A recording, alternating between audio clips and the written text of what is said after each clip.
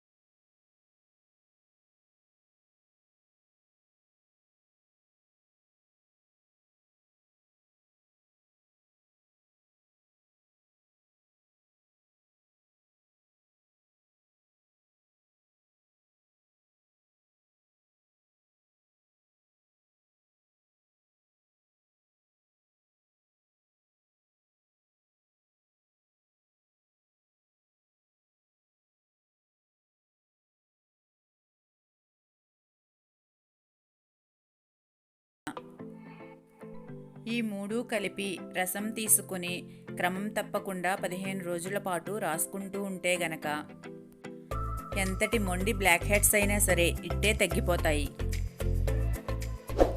5th tip ఏంటో చూద్దాం. ఒక స్పూన్ కొత్తిమీర రసం తీసుకొని దానిలో